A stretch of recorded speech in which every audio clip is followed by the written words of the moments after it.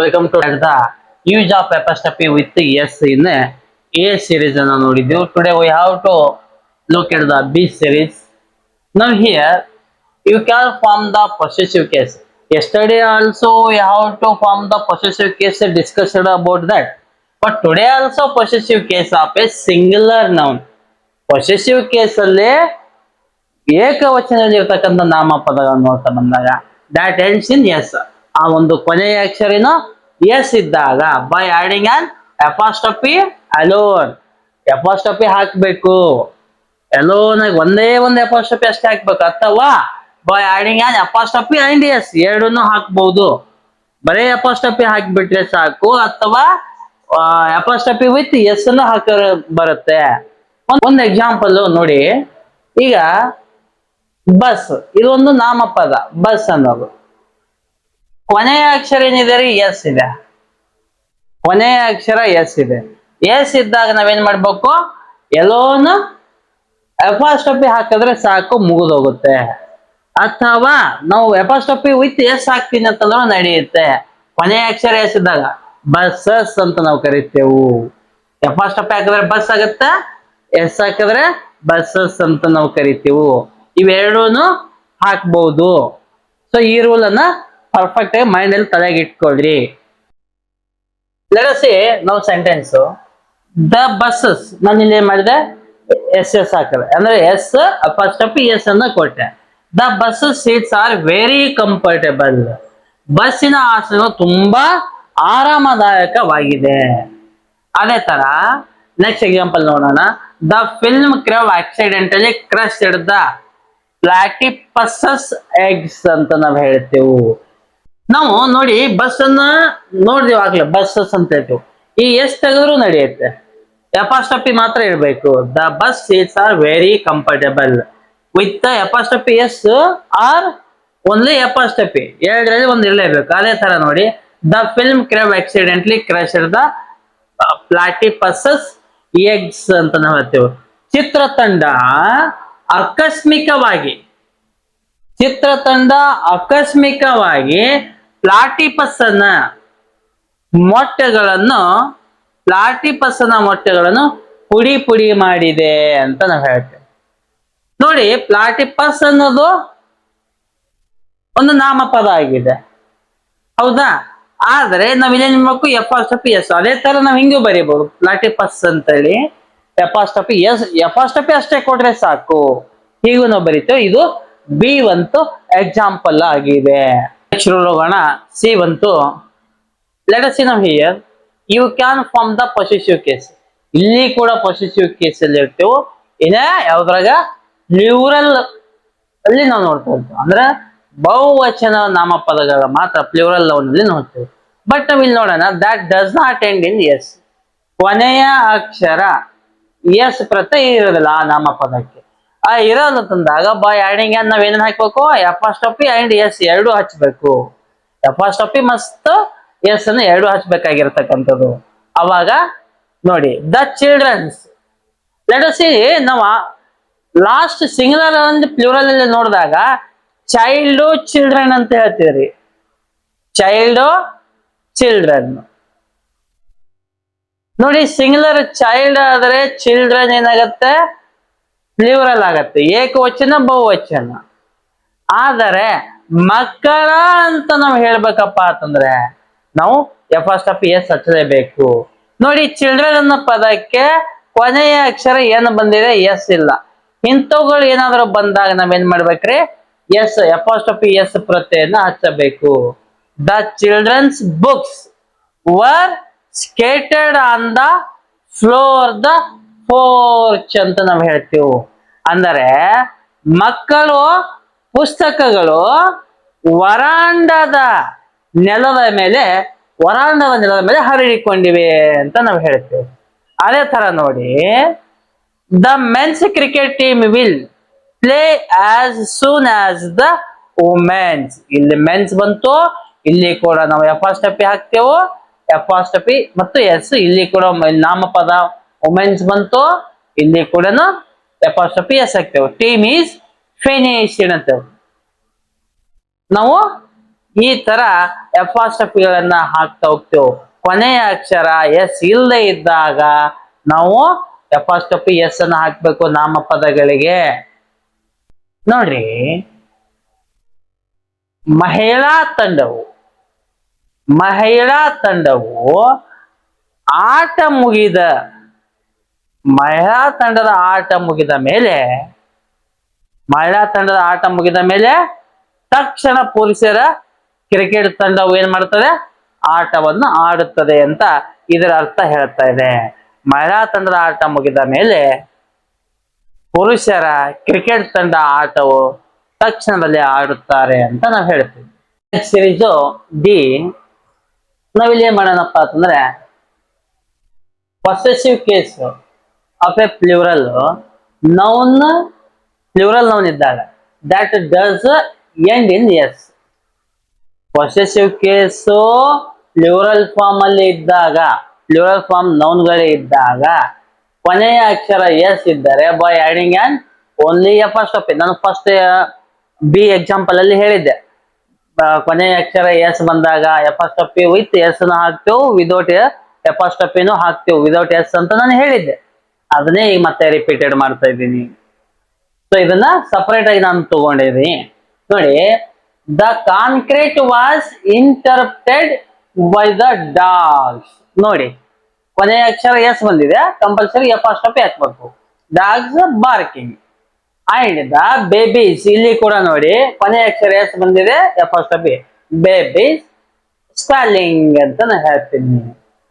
ಅಂದ್ರೆ ಇದ್ರ ಅರ್ಥ ಏನ್ರಿ? ದ ಕಾನ್ಕ್ರೀಟ್, ಇದರ ಅರ್ಥ ಏನಾಗತ್ತೆ? The concrete was interrupted by the dogs barking and the babies spelling ಅಂತ ನಾವು ಹೇಳ್ತೇವೆ. ನಾಯಿಗಳ ಬಗಳುವಿಕೆ, ಬಾತುಕೋಳಿಗಳ ಕುಟುಕುವಿಕೆ ಮತ್ತು ಮರಿಗಳ ಕಿರಿಚಾಟದಿಂದ ಸಂಗೀತ ಕಚೇರಿಗೆ ಅಡ್ಡಿಯಾಯಿತು ಅಂತ ನಾವು ಹೇಳ್ತೀವಿ. ಅದೇ ತರ ನೆಕ್ಸ್ಟ್ ನೋಡೋಣ. The janitor's room is downstairs and to the left ಅಂತ ನಾವು ಹೇಳ್ತೇವೆ. ದ್ವಾರಪಾಲಕರ ಕೋಣೆ, ಜೆಂಟರ್ಸ್ ರೂಮ್, ದ್ವಾರಪಾಲಕರ ಕೋಣೆ ಕೆಳಗಡೆ ಮತ್ತು ಎಡಭಾಗದಲ್ಲಿದೆ. Downstairs and to the left, ಕೆಳಗಡೆ ಮತ್ತು ಎಡಗಡೆ ಇದೆ ಅಂತ ನಾವು ಹೇಳ್ತೀವಿ. ಅದೇ ತರ next, my father spent many hours trying to locate the squirrel's nest ಅಂತ ನಾವು ಹೇಳ್ತೇವೆ. ಅಳಿಲುಗಳು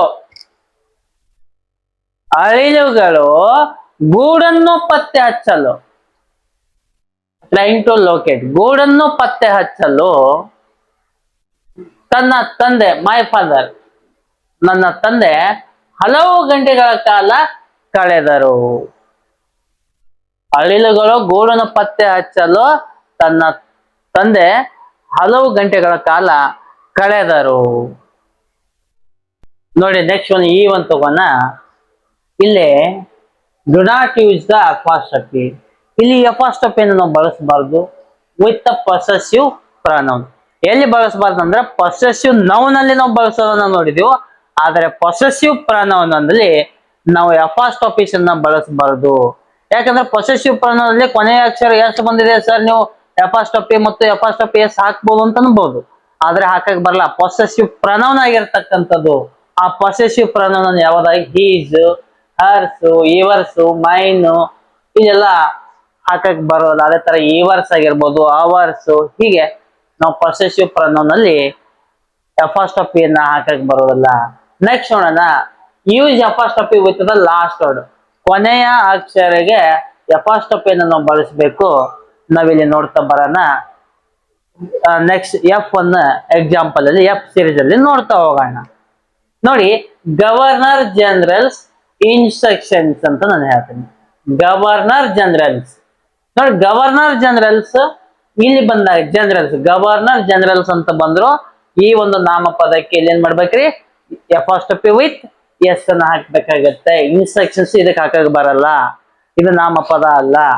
ಅಂದ್ರೆ ಇದರ ಅರ್ಥ ಏನ್ರಿ, ಗವರ್ನರ್ ಜನರಲ್ ಸೂಚನೆಗಳು ಅಂತ ನಾವು ಹೇಳ್ತೀವಿ. ಅದೇ ತರ commander in chiefs, commander in chiefs ಅನ್ನೋದು ನಾಮಪದ ಆಗಿರ್ತಕ್ಕಂಥದ್ದು. Orders, commander in chiefs orders ಅಂತ ನಾವ್ ಹೇಳ್ತೇವೆ. ಕಮಾಂಡರ್ ಇನ್ ಚೀಫ್ ಅಂದ್ರೆ ಕಮಾಂಡರ್ ಇನ್ ಚೀಫ್ ನ ಆದೇಶಗಳಾಗಿರ್ತಕ್ಕಂಥವು. ನೋಡಿ next, my son is law's sister. My son in law's sister ಅಂತ ನಾವು ಬಂದಾಗ ನನ್ನ ಅಳಿಯನ ಸಹೋದರಿ ಅಂತ ಹೇಳ್ತೀವಿ. ಸನ್ ಇನ್ ಲಾಸ್ ಅಂತಂದ್ರೆ ನನ್ನ ಅಳಿಯನ ಸಹೋದರಿ ಅಂತ ಹೇಳ್ತೀವಿ. Rama and sons shop, Rama ಮತ್ತು ಸನ್ಸ್ ಅಂಗಡಿ ಅಂತ ನಾವು ಕರಿತಾ ಬರ್ತಿದ್ದೆವು. ಸನ್ ಅನ್ನಕ್ ಬರಲ್ಲ, ರಾಮ ಅಂಡ್ ಸನ್ಸ್ ಅಂಗಡಿ ಅಂತ ನಾವು ಕರಿತೇವೆ. ನೆಕ್ಸ್ಟ್ ಜೀವ್ ಅಂತ ನೋಡೋಣ. Do not use double apostrophe ಅಂದ್ರೆ ಒಂದು ವಾಕ್ಯದಲ್ಲಿ 2 ಅಪಾಸ್ಟ್ರಫಿಗಳನ್ನ ಬಳಸಕ್ ಹೋಗ್ಬೇಡಿ. ನೋಡಿ, my wife's secretary mother has expired. ಅದೇ ತರ the mother of my wife secretary has expired. So ನನ್ನ ಡಬಲ್ ಬಂದಿದೆ, ಇಲ್ಲಿ 2 ಎಟ್ ಎ ಟೈಮ್ ಬಂದಿದೆ ನೋಡಿ. ಎಪಾಸ್ಟ್ರಫೀಸ್, ಇಲ್ಲಿ ಎಪಾಸ್ಟ್ರಫೀಸ್, ಇಲ್ಲಿ ಎಪಾಸ್ಟ್ರಫೀಸ್, ಈ ತರ ಬಳಸಕ್ ಹೋಗ್ಬೇಡಿ. ಅಂದರ ಏನಾಗತ್ತಪ್ಪ ಅಂದ್ರೆ ನನ್ನ ಹೆಂಡತಿಯ ಕಾರ್ಯದರ್ಶಿಯ ತಾಯಿ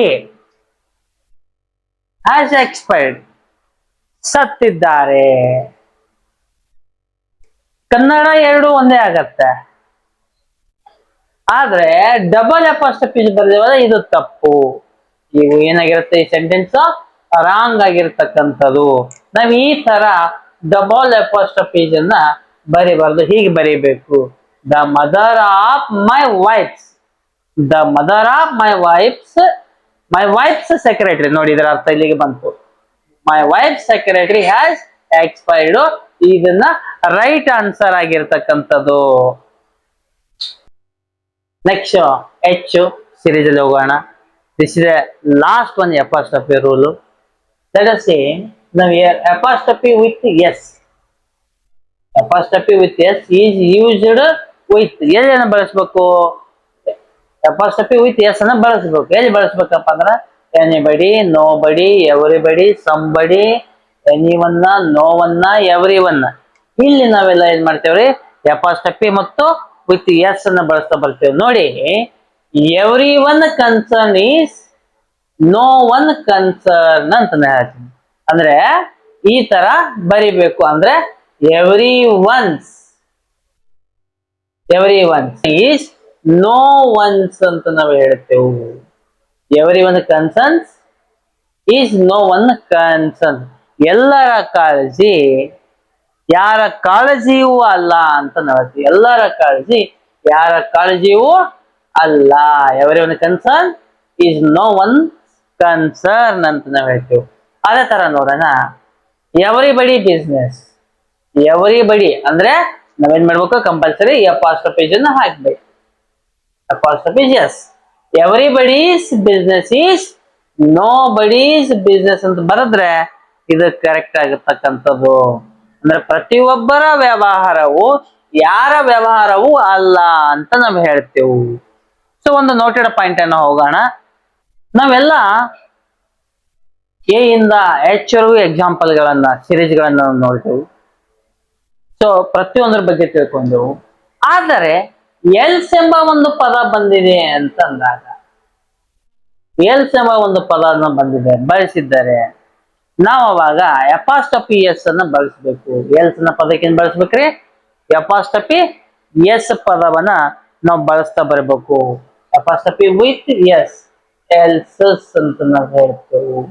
ಇಲ್ಲಿ ಕೂಡ ನಾವೇನ್ ಮಾಡ್ಬೇಕ್ರಿ, ಅಪಾಸ್ಟ್ರಫಿ ವಿತ್ ಎಸ್ ಅನ್ನ ಬಳಸಬೇಕು. For example, I can relay your words, not somebody else ಅಂತ ನಾವು ಹೇಳ್ತೇವೆ. ನಾಟ್ ಸಂಬಡಿ ಎಲ್ಸ್ ಅಥವಾ ನೋ ಬಡಿ ಎಲ್ಸ್. ನೋ ಬಡಿ ಎಲ್ಸ್ ಹಿಂಗ್ ಬಂದಾಗ ಎಲ್ಸಸ್, ನೋ ಬಡಿ ಎಲ್ಸಸ್ ಅಂತ ನಾವು ಹೇಳ್ಬೇಕು.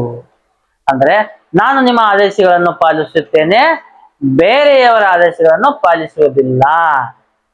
ಅಂದ್ರೆ I obey your orders. I obey your orders and nobody else's. ನಾನು ನಿಮ್ಮ ಆದೇಶವನ್ನು ಪಾಲಿಸುತ್ತೇನೆ, ಬೇರೆಯವರ ಆದೇಶವನ್ನು ನಾವು ಪಾಲಿಸುವುದಿಲ್ಲ ಅಂತ ನಾವು ಹೇಳ್ತಾ ಬರ್ತಾ ಇದ್ದೇವೆ. ಎಲ್ಲರಿಗೂ ಧನ್ಯವಾದಗಳು. ಎಪಾಸ್ಟ್ರಫಿ ವಿತ್ ನೌನ್ ಅನ್ನ ನಾವು ಇವತ್ತು ಮುಗಿಸ್ಕೊಂಡೆವು. ಬೈ ನೆಕ್ಸ್ಟ್ ಕ್ಲಾಸ್ ಅಲ್ಲಿ ನೌನ್ ಕೇಸ್ಗಳನ್ನ ನೋಡೋಣ. ನೌನ್ ಕೇಸ್ಗಳಲ್ಲಿ ಎಷ್ಟು ವಿಧಗಳಿದಾವೆ ಅಂತ ನಾವು ನಾಳೆ ದಿನ ನೋಡೋಣ.